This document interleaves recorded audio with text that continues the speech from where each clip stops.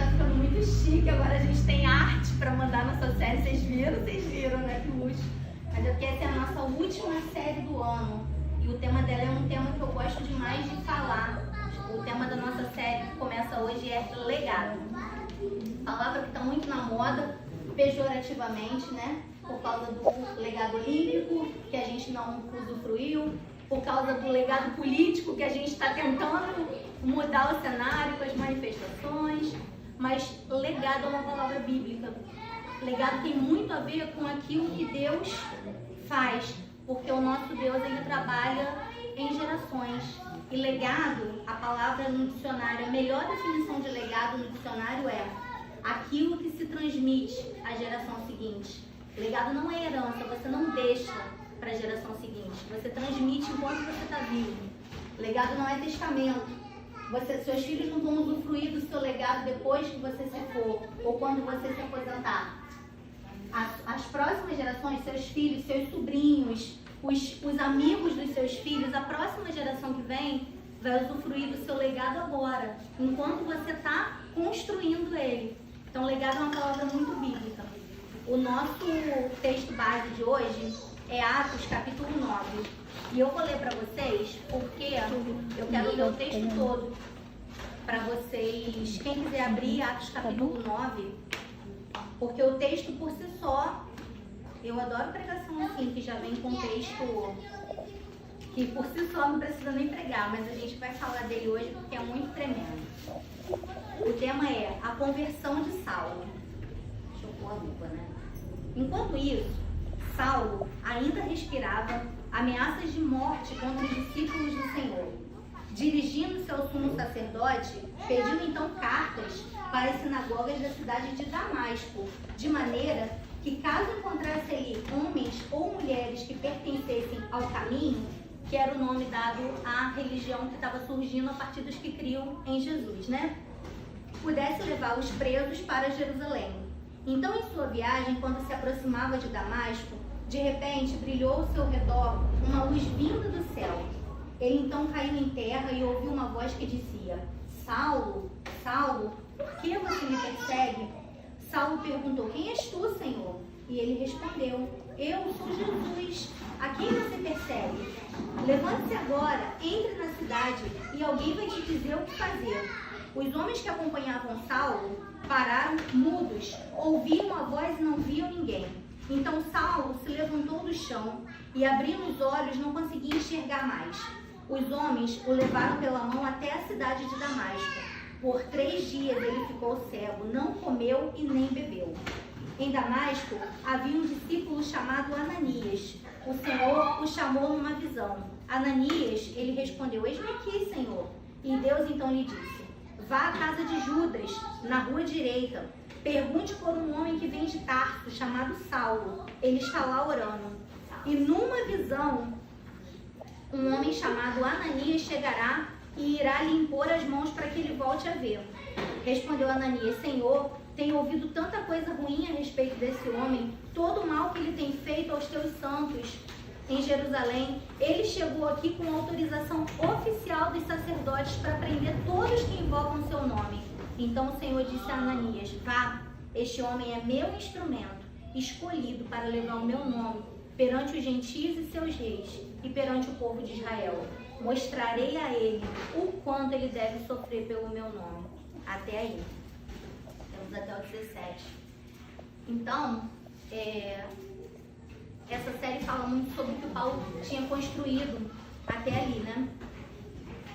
A gente já falou que legado é aquilo que a gente constrói e que os outros usufruem de nós enquanto a gente ainda está vivo. Mas mais importante do que isso, o nosso legado é exatamente tudo que nós fazemos. Se você dá um bom testemunho na sua casa, se você adora a Deus na sua casa, é natural que seus filhos copiem pelo menos parte disso. Agora, se você é uma mãe desbocada, que xinga por tudo, as crianças vão repetir também.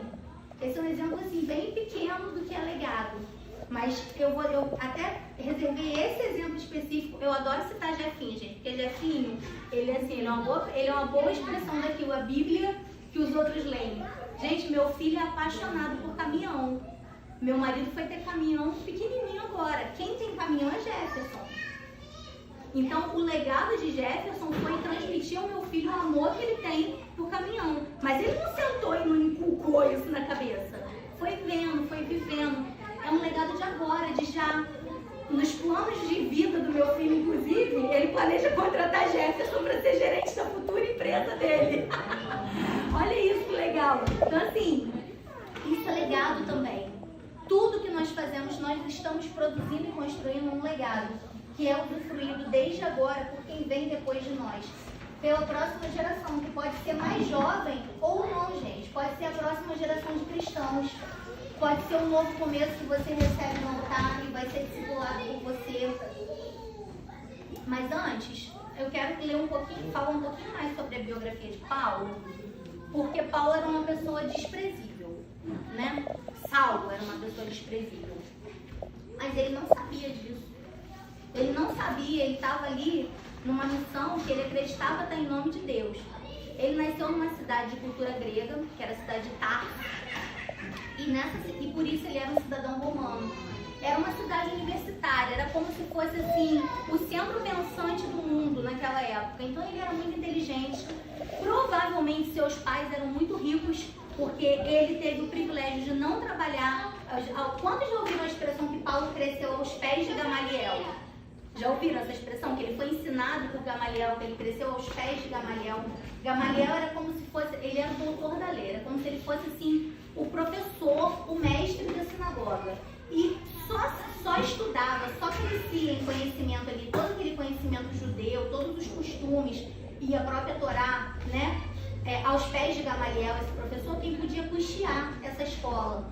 Alguns estudiosos até acreditam que o pai de Paulo, o pai de Saulo na época, comprou a cidadania romana. Você vê como eles eram abastados, ele era um filhinho de papai, provavelmente, né? Então, ele era cidadão romano e tinha algumas garantias. E isso é muito importante ser citado, porque quando o Senhor fala com Ananias no final do texto, ele fala o quê? Ele é meu instrumento. Então, Deus escolheu, no caso de Paulo, alguém que tinha qualidades e características que o permitiriam chegar mais longe. Paulo, por ser cidadão romano, ele tinha um julgamento garantido perante César. Ele não seria julgado pelos fóruns normais, pelos tribunais normais. Ele só poderia ser julgado pela Suprema Corte, pelo STF daquela época. Meu Deus, não sei se era uma boa ideia. Ai, Jesus. Ele não poderia ser açoitado. Por ser cidadão romano, ele poderia estar cometendo o mesmo crime de um judeu ou de alguém de uma outra cidadania. Mas ele não podia ser escoteado. E ele não poderia receber morte de cruz numa sentença, que era a morte mais desprezível, mais pavorosa, né? Enfim, mais dolorosa que um homem poderia receber. E Paulo estava tão convicto de que ele estava fazendo a vontade do Senhor por causa de tudo que ele aprendeu estudando a lei durante toda a sua infância. Possivelmente, isso são estudos, né, gente? Possivelmente Paulo morou dentro da sinagoga, aprendeu tudo. Ele sabia toda a lei, quando fala toda a lei, ele sabia o Pentateuco e os profetas maiores e menores, todos de qualquer parte para citar. Se você falasse assim, uma passagem, ele ia lá, sim, porque o profeta tal falou isso. Ele respirava isso. Ele sabia, era tudo que ele tinha aprendido. E ele também era instruído na cultura grega. Então ele era muito instruído em filosofia, ele era instruído em artes, ele era um homem que falava bem, possivelmente falava mais de 2 ou 3 línguas. Ele falava todos os idiomas daquela... Ele era um cara assim... Pensa em alguém igual Paulo nos dias de hoje, assim... Sei, tipo o Thiago Brunet, que fala tudo, que consegue transitar, assim, que tinha dinheiro para custear tudo que dava vontade de fazer. Só que Paulo, ele tinha um propósito de vida. O propósito de vida era manter a lei sendo cumprida. E então Paulo, a primeira passagem que ainda Saulo, é apresentado na Bíblia é no dia do apedrejamento de Estevão. No texto, eu até salvei aqui pra gente ler. Salvei é ótimo, né? Que eu tô lendo a Bíblia física, tô achando que eu tô com a Bíblia do celular, meu Deus. Mas tá aqui, ó. Em Atos, cadê? Em Atos 8. Deixa eu achar a referência aqui. Mas eu vou contar pra vocês que vocês acreditam em mim, depois eu acho a referência aqui e conto. Que as vestes de Pedro, quando as vestes dele são retiradas para ele ser apedrejado, são depositadas aos pés de Saulo. Ele estava comandando aquilo ali. Ele estava feliz porque ele estava vendo, claro, né? Hoje, com toda a nossa cultura, é um crime religioso, independente da religião que Estevão seguisse. Mas Paulo estava certo de que ele estava mantendo a ordem daquilo que Deus chamou ele para fazer. Então ele já estava cumprindo um propósito, ele já tinha um chamado. Só que Deus não costuma desprezar gente boa e nem gente ruim. Então, o Senhor marca um encontro com Saulo no caminho de Damasco. E essa parte me chama muita atenção, gente, porque Paulo, ele não tinha autorização e ele pleiteou até conseguir autorização para chegar às sinagogas que tinham em Damasco, era afastado. Ele queria ir lá, caso alguém tivesse fugido para lá, para poder seguir a religião, o caminho que hoje nós, né, chamamos de evangelho, mas naquela época era conhecido como o caminho, tivesse fugido para lá, ele queria ir para lá, encerrar qualquer pontinho de multiplicação. Mas foi exatamente ali, no caminho de Damasco, que o Senhor marcou um encontro com ele. E ali, naquele dia, o Senhor fez com ele algo que ele fez com todos nós, um novo começo. Ali o Senhor recalculou a trajetória de Saulo. Ali Deus muda o nome dele, que na verdade, assim, um parêntese, Deus não muda o nome dele. O nome dele traduzido é Paulo. Saulo era o nome em uma língua e Paulo era o mesmo nome em uma outra língua. Paulo era o nome dele romano. Não é isso aí? Paulo era o nome dele romano e Saulo, que é Saul, era o nome dele judeu. Então o Senhor não muda o nome dele, mas ele se sente tão transformado a partir daquele momento que ele começa a usar o seu nome romano. Até para ter entrada, era como se fosse um passaporte para ele conseguir chegar. E ali, enquanto ele se encontra com Ananias e as escamas caem dos olhos dele, eu quero ler um texto aqui com vocês, porque Paulo era totalmente improvável de deixar de ser um perseguidor para ser alguém que agora pregava o evangelho. E mesmo assim, depois desse encontro que ele teve com o Senhor, Paulo é escritor de 13 livros da nossa Bíblia. Paulo escreveu os livros que ditam a nossa ordem de fé e prática. O apóstolo Paulo desenhou para nós o que hoje nós seguimos como evangelho. Ele traduziu o que Jesus ensinou em regras práticas de doutrina e até de liturgia dos nossos cultos, né?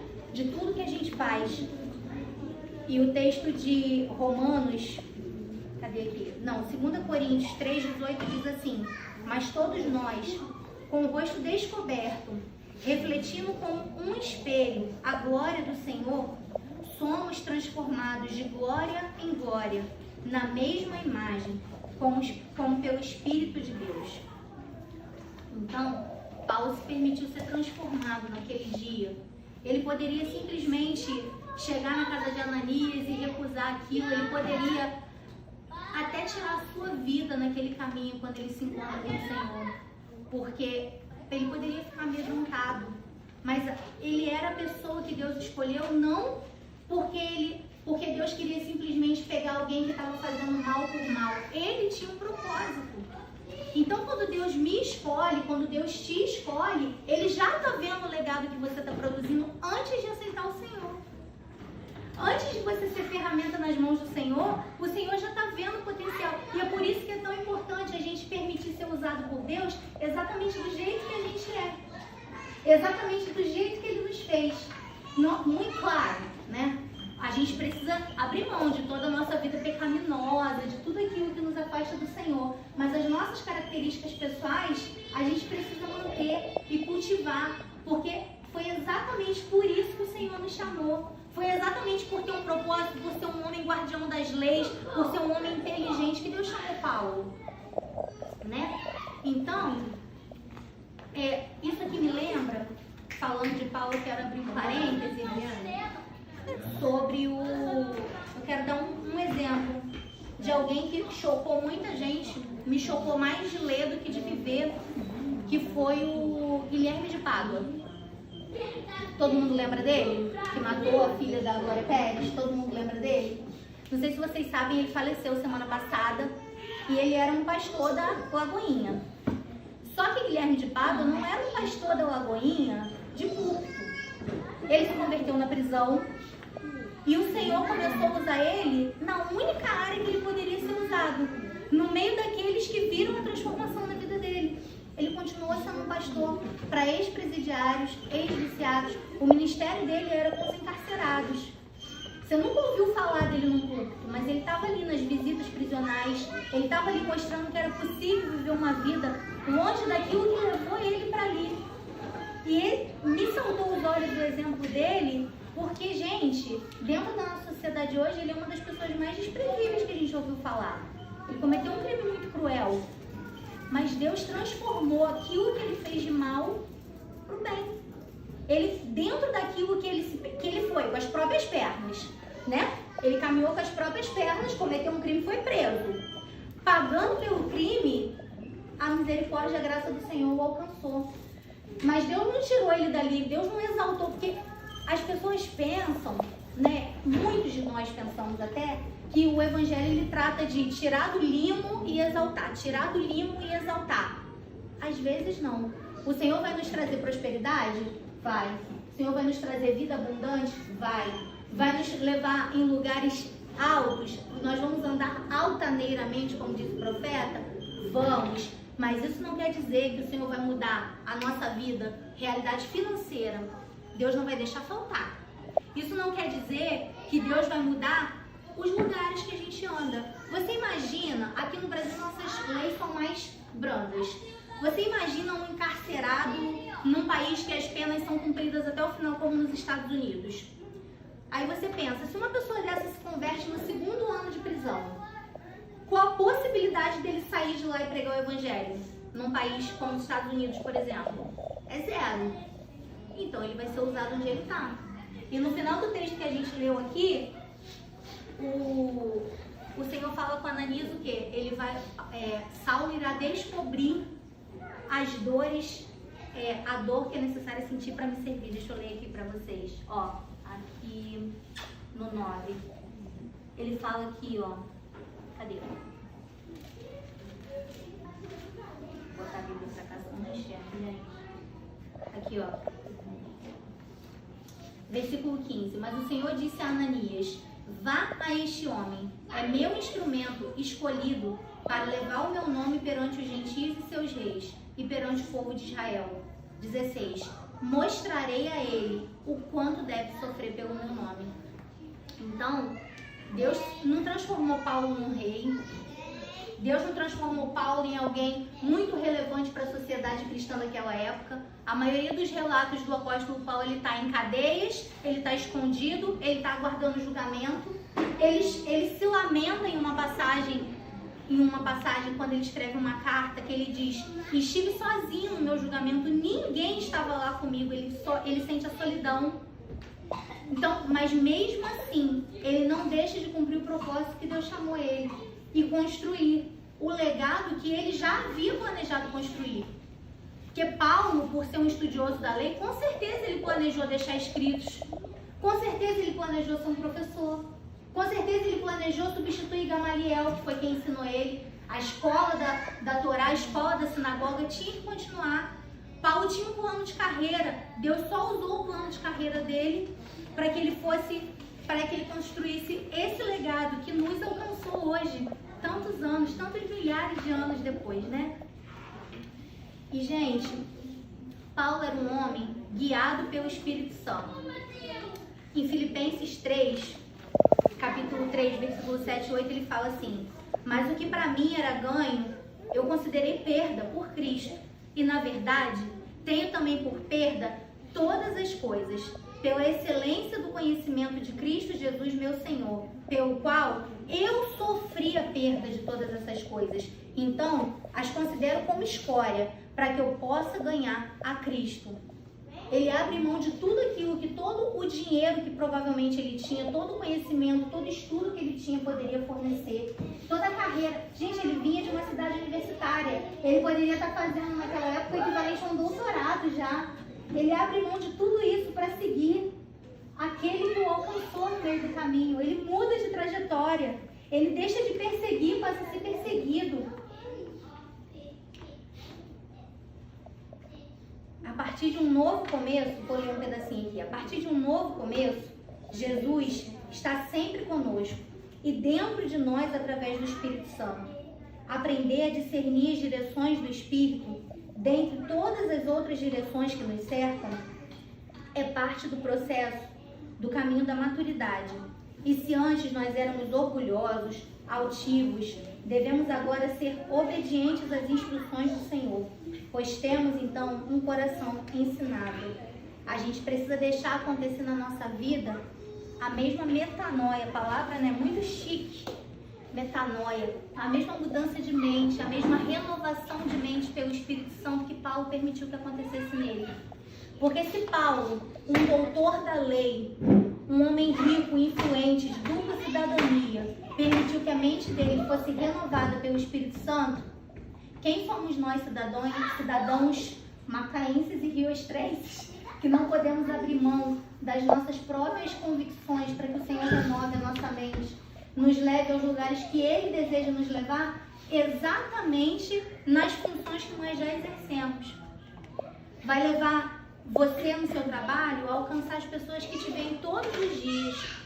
Vai levar você no seu trabalho, na criação dos seus filhos, a deixar o seu legado construído e aproveitado.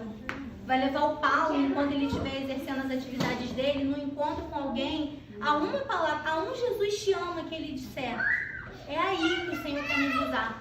Alguns, realmente alguns que o Senhor pede que larguem tudo, abram mão de tudo, vivam totalmente para o reino do Senhor. Mas só porque nós não somos esses, eu não sei se dentre nós há alguns desses, né? Só vocês sabem o secreto de vocês com o Senhor. Mas talvez se dentre nós não há alguns desses, é por isso que a gente vai deixar de levar aos outros a mesma renovação de mente que transformou as nossas vidas e mudou a nossa trajetória. O apóstolo Paulo é um exemplo, então, de mudança de mente, renovação de mente, construção de um legado relevante. Palavra que a gente ama também na nossa igreja, né? Mas é isso, gente. A gente precisa querer ser relevante como ele, para deixar um legado também relevante, para que os amigos dos seus filhos, os filhos dos seus filhos, os amigos dos filhos dos seus filhos possam ouvir dizer, como eu tive o prazer de falar aqui esses dias, da minha mãe fazendo culto em casa e lendo história bíblica pra gente tão pequenininha. Muita coisa do que eu sei na Bíblia, muita coisa do que minha curiosidade foi aguçada para pesquisar, para ler na Bíblia, foram daquelas histórias. Então, pense, sejam intencionais.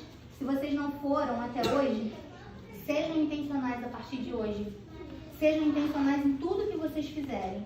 A gente tem mania, né, de falar que tudo que a gente faz é para a glória de Deus, e é mesmo. O Senhor tem que ser glorificado na nossa vida todos os dias. Mas sejam intencionais em alcançar pessoas. Sejam a Bíblia que os outros leem. Amém? Amém, Manu.